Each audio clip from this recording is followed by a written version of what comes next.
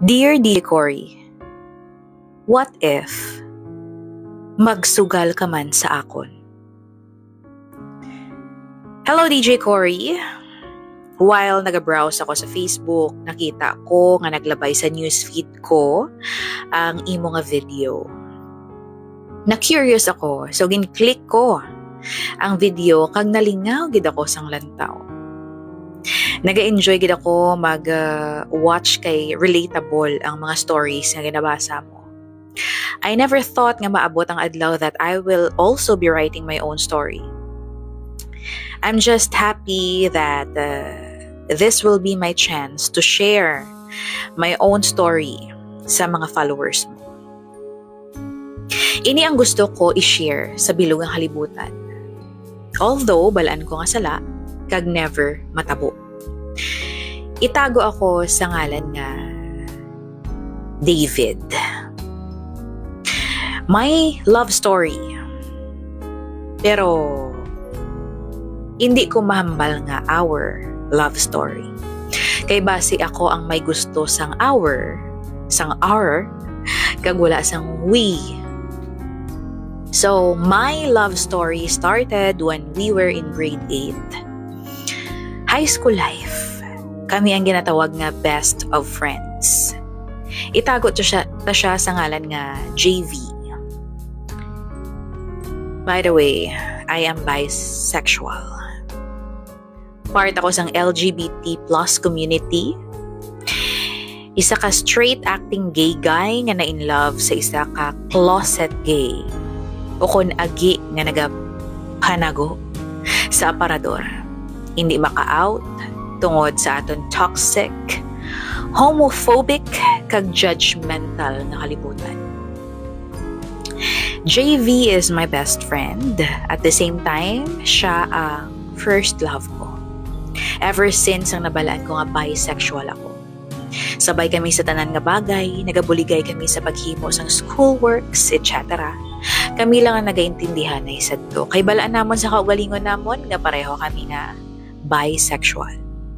Taas siya, cute, mataas ang ilong, maalam, manami magkanta, sagad sa arts, sa math, sa tanan nga bagay. Ako naman, ordinaryo lang. Hindi man kulaw ay, pero hindi ako ang type sang guy nga agaw pansin, parehas kay JV. Wala gid nagsulod sa una-una ako nga maabot ng adlaw nga mangin more than friends ang ako na patsyag para sa iya. Siguro kulang ang istorya nga ini para mabalaan niyo kung paano nangin colorful ang kabuhi ko sang nakaubod ko siya. So to cut the story short, March 23 ato. We were in the middle of chatting with each other, talking about school stuff and everything. Sang hinali lang, ginbuyayaw niya ko sa chat. Yes, ginbuyayaw niya ko. Ako naman na-shock. Speechless. Kaya wala ko kabalo kung anong rason. Why? Bakit nga? I directly asked him, ano problema mo? Tapos ang balisa ko, ano man, manhid ka kung hangag kagid lang. Wala mo malata, gagusin mo. Ako naman nagpretend nga clueless, inosente, pero may panagupnop ako kung anong buot niya silingon. Kaya nagakubakubang dughan ko samtang ginalantaw ko ang typing sa chat namon. Then he said, gusto ta ka? I'm in love with you. Don't you feel it? Sa mga oras nga to, in just a snap of time, nag-slow mo ang tanan para sa akon. Daw nagpundong oras ko. Daw naglutaw ako sa panganod, sa kalipay. Ginakilig ako. Grabe ang kubakubasang dughan ko. Hindi ko ma-explain ang feeling. Sobra. Pero ginpakalma ko ang kaugalingon ko. I tried to fix myself and composed my response to him. Kung balaan lang sang universe kung ano kadugay ang ginhulat ko para matabo to. Palangga ko siya. I love him. And finally, he said he loves me back. Ako na siguro ang pinakamalipayon nga bisexual sa bilog ng kalibutan sa panahon nga to. Because finally, may tao nga nagpalangga sa akon. Sa wakas, Ang best friend ko pa. Nga love na love ko gid. I was in the middle of typing when this message popped up. Pero no, sala ni. Mas pilion tang friendship ta over this feeling of love. Then my hands stopped typing. Gindelete ko ang dapat ani i-reply ko sa iya. Ang na-reply ko na lang, you're right. Mas importante gihapon ang friendship ta kaysa magsulod sa relasyon nga base ikaguba pa naton. Sa tuod lang, sa gina-type ko ang reply ko, may kabugat sa dughan ko. Sa tuod lang, sakit. So we compromised. And then life between us went on. Wala lang sang may natabo. Nag-agree kami sa isa ka bagay nga naghatag sa akon sang tuman nga kasubo. Daw kaangay lang naga-daydream ako. Tapos gulpi lang ko gintampuyong. Kaya abi ko amo na to eh. Abi ko. Matuman ang handom nga mangin kami. Pero joker, ganyang universe. Nag-graduate kami sa high school as tang nagbulagay na kami. We took different paths in college. Lain-lain nga university ang giniskulahan namon. Tungod lain-lain man ang amon handom kag plano sa kabuhi. Okay lang man, pero nagbago ang kinaugalian sa paglakat sang panahon.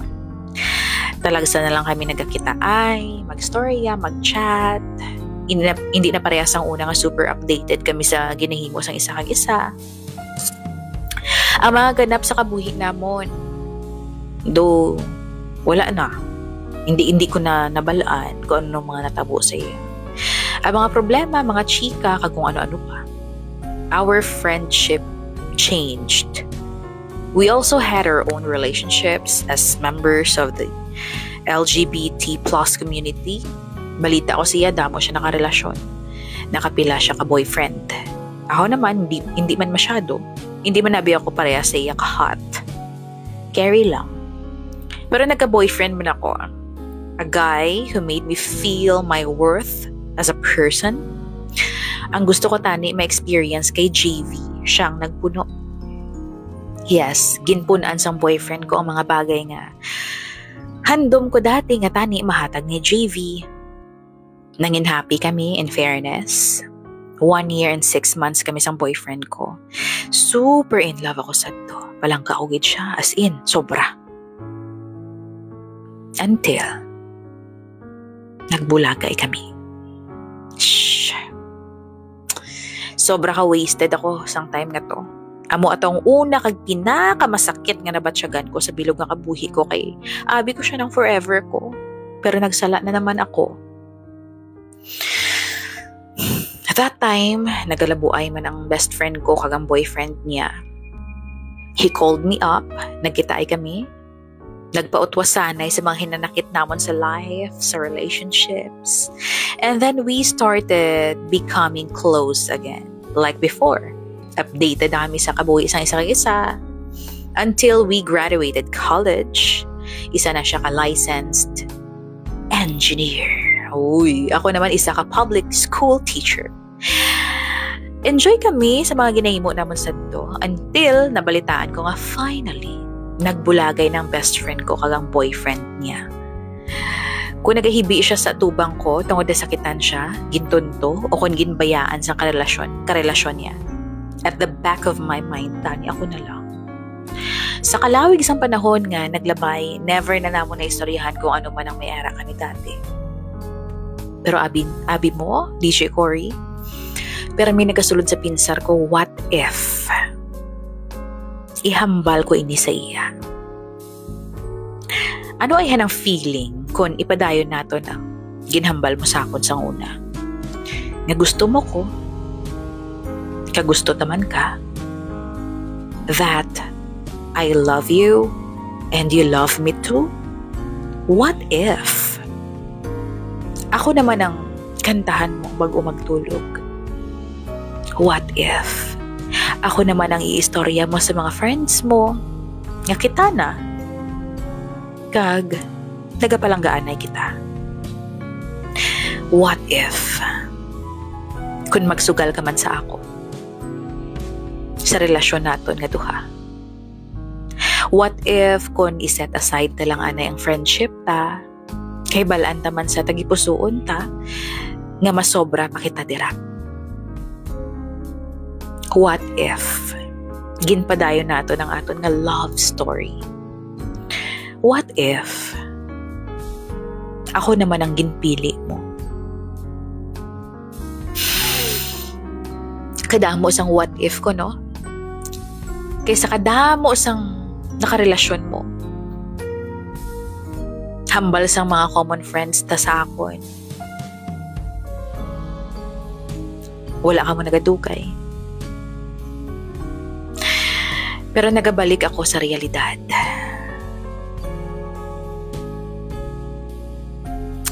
Every time nga makita ta ka nga nagahipi, nagakasakitan, nagaka-depress sa lalaki nga ginpalangga mo, pero ginbayaan ka lang. Do ginatampa ako sang kamatuoran nga never mangin ako kag ikaw. Tungod hindi pwede. Tungod mas importante sa aton ang friendship. Or basi wala mo to na mean? Basi ginhambal mo lang ato para magstay kamo isang karelasyon mo. Or basi ginhambal mo lang ato para magstay ako sa imo sa tanan nga oras. Or basi hindi mo gid man kuya kaya palanggaon more than a friend. Pareha sa pagpalangga nga ginhatag mo sa mga past relationships mo. Siguro, friendship lang gid ang kaya mo mahatag sa akon. Kag asta dira na lang ang tanan. Asta subong, wala taman gihapon may istoryana. Tungod man siguro, may lain-lain na nga priorities sa kabuhi ta. I guess, malubong na lang ato tanan sa nagligad. Sa piyak sinitanan, happy man ako gihapon. Nga at least, once in my life, nabalaan ko. Napalangga niya man ako. Okay na ko da. Okay na ko siguro da. Pero, to be honest, nakapoy na ako magpalangga sa iya. Nga intindihon siya. Mag-imagine nga pila ka adlaw maging kami. Surrender na ako. Siguro, enough na ang time nga sa iya lang naglibot ang kalibutan ko. Oras na siguro. Para batunon ko na lang nga asa diri na lang kami. And we will never be more than friends. Gani kung nagapamati or maglabay man sa news feed ni JV, malantaw niya. Kung sa pamatsyag mo, ako ini, kag ini ang story naton, pasensya na. Kung nakapoy na ko. Nakapoy na ako mag-asa. Nga pila ka adlaw mangin kita. Pasensya na. Tungod nag-give up na ko. Kag parehas ang una. Yes, insakto ka. You're right. Let's save our friendship more than anything. Asa diri na lang ako, DJ Cory. Love, David.